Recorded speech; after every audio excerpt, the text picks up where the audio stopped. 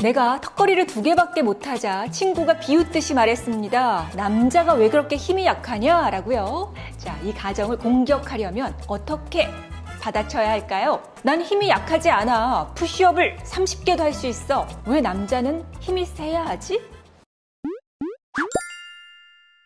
최고의 당신을 세상에 마음껏 보여주세요. 안녕하세요. 우쇼 우지은입니다. 가끔 TV를 보다 보면 와, 어쩜 순간적으로 저런 멋진 표현을 할까? 어떻게 하면 저렇게 설득력 있게 말을 잘할 수 있지? 이런 감탄을 불러일으키는 언어 천재 같은 분들이 계시지요? 그분들이 말씀하시는 걸 가만히 들어보면 우리가 익히 알고 있는 수사법을 적재적소에 기가 막히게 사용하는 걸 볼 수가 있습니다. 제가 예전에 스피치 시크릿 21을 집필할 때도 표현법 파트, 특히 수사법에 공을 들였던 기억이 나는데요. 직유은유법, 과장과소법, 대조대꾸법 이렇게 간략한 수사법 몇 가지를 소개했었습니다. 그래서 수사법만 조금 더 재밌게 실용적으로 정리한 책이 있으면 참 좋겠다 이런 바람이 있었는데 얼마 전에 서점에서 이 책이 딱 눈에 띄더라고요. 언어 천재들은 어떻게 말을 할까? 정재승 교수, 손석희 앵커, 유시민 작가 다들 잘 아시죠?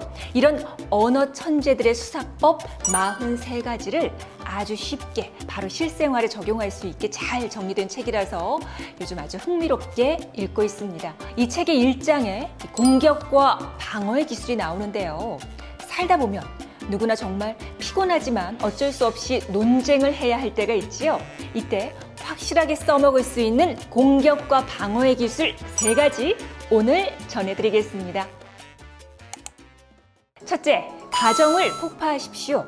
만약에 일은 전혀 재미없는데 급여만 높은 회사에 취직하라고 압박하는 아버지가 있다면 어떻게 항의하는 게 좋을까요? 왜 그 회사여야 하나요? 저는 그런 회사가 정말 싫어요. 왜 그 회사여야 하나요? 아버지는 돈이 저를 행복하게 할 거라고 믿으시는군요. 여러분은 몇 번을 선택하시겠습니까? 그 회사가 정말 싫어요. 네, 1번은 다소 공격적으로 들리지요. 내 속뜻을 그대로 내어 보이는 그런 발언이고요. 2번은 아버지가 하는 주장에 가정을 밝혀내고 있지요. 자, 아버지의 주장은 무엇입니까? 너는 그 회사에 취직해야 한다. 그 이유는 그 회사가 월급을 많이 주기 때문이다.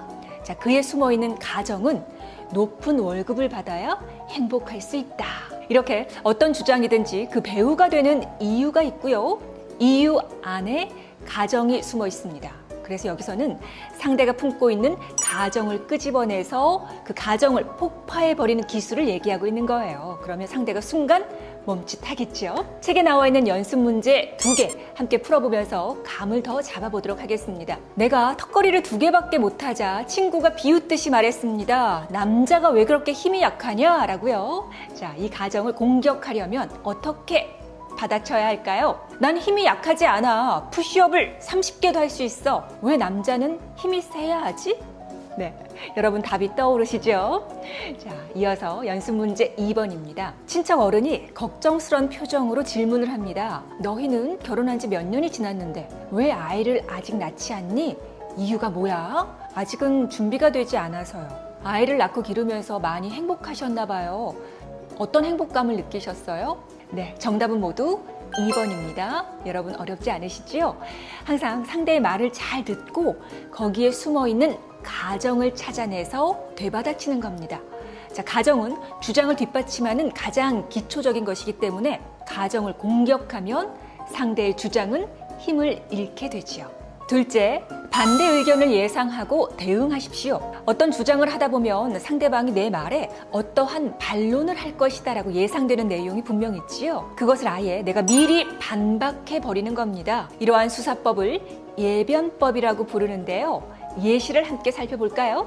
자, 어떤 내용이 더 설득력이 있는지 한번 생각해 보시기 바랍니다. 저는 SNS가 인생의 낭비라고 믿습니다. 아마 반대 의견은 거의 없을 겁니다. SNS에 몰두하면 시간과 에너지의 낭비가 너무 심합니다. 저는 SNS가 인생의 낭비라고 믿습니다. 분명 반대 의견도 있을 겁니다. SNS가 정보 교환과 교류에 긍정적 기능도 한다고 변호하겠죠. 하지만 이익보다는 손실이 훨씬 크다고 저는 봅니다. SNS에 몰두하면 시간과 에너지 낭비가 너무 심합니다. 네, 1번과 2번의 주장은 보시는 것처럼 똑같습니다. 그런데 느낌은 큰 차이가 있죠. 1번은 반대 의견은 거의 없을 겁니다 라고 말을 하기 때문에 자기 생각에만 빠져 있고 시야가 좁다는 느낌을 줘요. 그런데 2번은 어떻습니까? 분명 반대 의견도 있을 겁니다 라고 하면서 혹시 모를 반대 의견까지 점검하고 미리 반박을 하고 있어요.